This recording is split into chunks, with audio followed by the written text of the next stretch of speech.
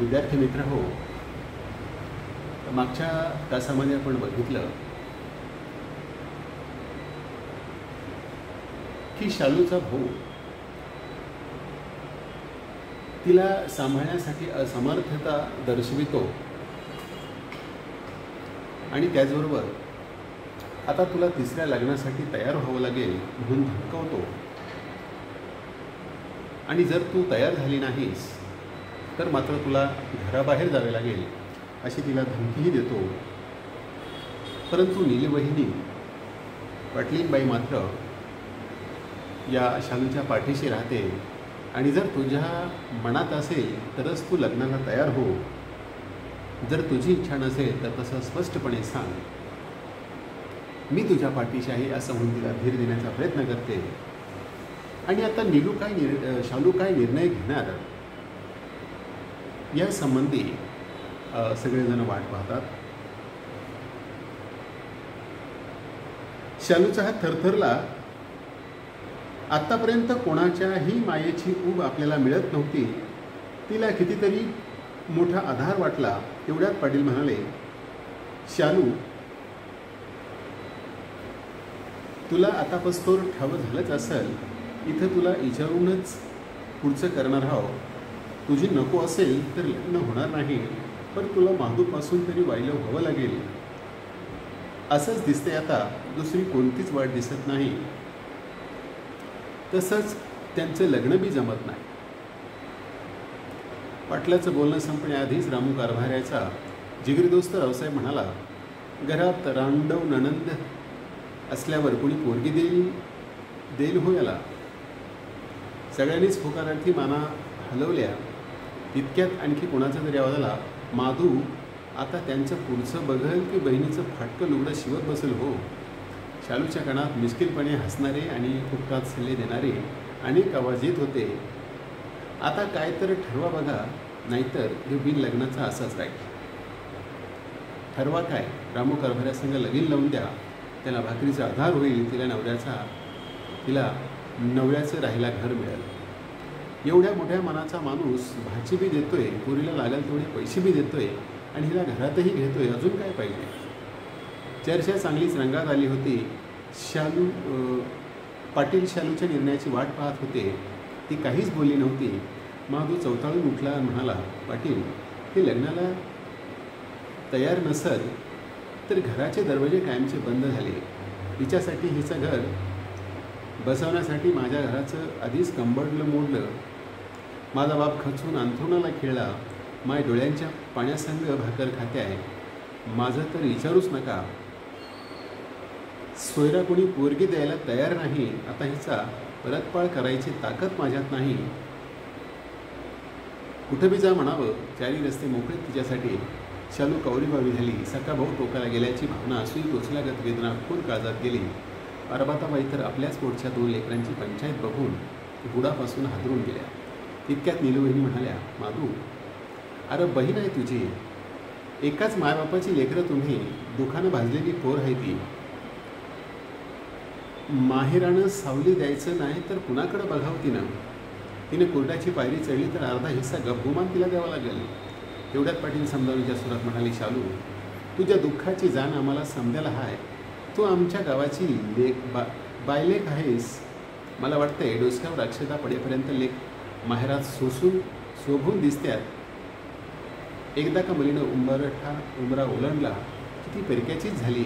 कपाळावर कुंकू असे बसतो, सासरी सुनाला मान देतात. एकदा का ती अशी रांडव झाली की त्यांना संपल्यासारखीच वाटते बघ. बाईचा जन्म असाच आहे. कुंकापुरतं सासर आणि काकांचोळीपुरतंच माहेर तिच्या नशिबात राहते बघ. आमचा आई, तुझ्या लेकरासगट अशी उघडी होऊ नको. एलीला कुठल्या तरी झाडाचा आधार घेऊनच वाढावं लागते.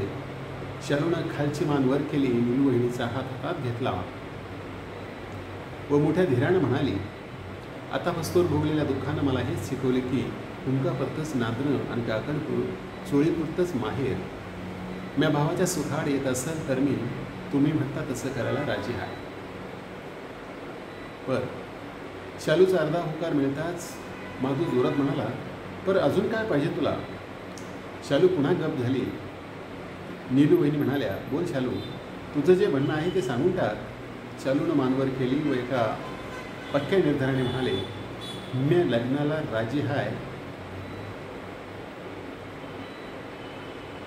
कोणी माझ्या लेकराला बापाचं नाव देऊन पोरीला ओटीत घेईल त्याच्यासोबतच मी लग्न करणार. एक अट या ठिकाणी शालूने त्या ठिकाणी टाकली आणि ती असं म्हणते की मी माझ्या भावाच्या लग्नाच्या आड येणार नाही, त्याला त्याच्या लग्नाला अडचण होईल अशी कोणतीही कृती करणार नाही आणि मी लग्नाला सुद्धा तयार होईल. पण माझी एक अट आहे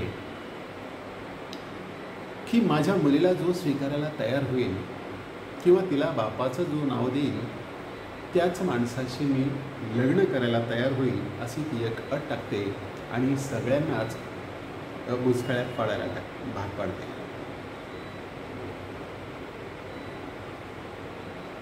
रामू कारभारी चमकला म्हणाला, मला नातवंड झाली, आता मी बाप होऊ काय? लागेल तेवढा पैसा मी माधूला देतो, माधू लेकराचा सांभाळ करायला तयार आहे. पैशानं समद मिळतं ह्या जगात, होय बरोबर आहे, तर बाप मिळत नाही की माय मिळत नाही पैशाला.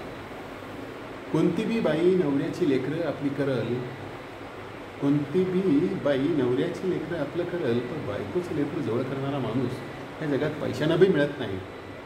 संसारानं अंगभर पळून निघालेल्या बाईला नवरा नकोय हो, तिला आता तिच्या लेकराचा बाप पाहिजे आहे. म्हणून शालू मटकन खाली बसली. रामू कारभारी बैठकीतून उठून जाण्याची तयारी करू लागला. तेव्हा माधू उठला आणि म्हणाला, माझ्या घराचे दरवाजे बंद आहेत तिच्यासाठी, तिला वायला ठेवा आताच. तेवढ्या 3 मुली असणारा बाप विठोबा उठला आणि म्हणाला, तरणी ताठी रांडव पोर असं एकटीला वायला ठेवल्यावर गावची तरुणी पोरं बिघडून जाणार नाहीत का? गाव हिच्यामुळे बिघडल, हिचं बी तरणं वय आहे, काय नेम सांगावा, बाई वाट वाकडी करणार नाही तिचं.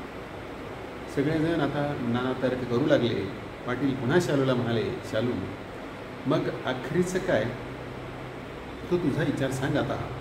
माधू घरात घेणार नाही, गावात असं एकटं तुला ठेवणं बी धोक्याचं आहे. आता रामू कारभाऱ्याच्या लग्नाला राजी हो, तुझ्या पोरीला बाप सोडला तर समज मिळेल बघ. सगळे शालूच्या निर्णयाची वाट पाहत होते. तिच्या सगळ्या वाटा बंद करण्यात आल्या होत्या व बैठकीतला प्रत्येक माणूस तिचा बळी घेण्याचीच वाट पाहत होता. सगळ्यांना खात्री पटली की शालू आता रामू कारभाऱ्याच्या घराचीच वाट धरल. शालूचा निर्णय झाला होता. तिचे डोळे चमकले. 2 वर्षाच्या आपल्या बिनबापाच्या पोरीला छातीला कवटाळलं. पाटलाच्या वहिनीच्या आईच्या पायाला स्पर्श केला. भावाला पाहून घेतलं व उठून निघायच्या तयारीत होती. सगळ्यांना वाटलं की ती तयार झाली. रामू कारभारी खुश झाला, माधू आनंदला. पण तिने आता शेवटचं तोंड उघडलं, बहिणी आई, मला तुमच्या कोणत्याच वाटेनं जायचं नाही. त्या वाटेनं माझं लेकरू सांग नसेल तर स्वर्गाची मी वाढवी लाथाडेन. मी आता बाई राहिली नाही, मी आई आहे. माझ्या लेकराची आई बी मीच आणि बाप पण मीच आहे. माझी वाट मीच आता झाले. मला जिथं उजडल तिथं उजडल. मी कुणाचं ओझं बनणार नाही. आता मी जगण्यासाठीच जाते. नवरा असावा असं नाही माझं, पण मी माझ्या बाळासाठी बाप शोधते. मी दुसऱ्याच्या लेकराची आई व्हायला तयार व्हाय, पण माझ्या लेकराला बाप पाहिजे होता. माझ्या काळजाच्या गोठ्यासाठी जगते मी आता. माहेर काकण चोळीपुरतं राहिले हे चांगलंच कळलं मला. माझं वजन मीच पेलते आता. एवढं बोलून शालूनं वाड्याच्या पायऱ्या ताडताड उतरल्या व गावाबाहेरचा रस्ता धरला. तेव्हा कोणीतरी घरी शिनलेली म्हातारी ओळी म्हणत होती, कुंकापुरतं नांदणं ग माझं ग, काकण चोळीपुरतं माहेर माझं ग. अतिशय मन हिलवणारी अशी ही कथा अनिता एलमटे यांनी उलगडून दाखवलेली आहे.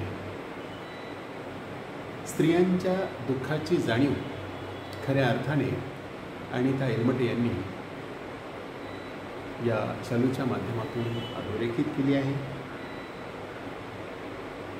आणि स्त्रियांचं मातृत्व जसं आनंददायी आहे तसं ते किती परिस्थितीनुसार भयानकही होत जातं याचं चित्रण करणारी ही खरोखरच एक उत्कृष्ट कथा आहे असं आपल्याला म्हणता येईल.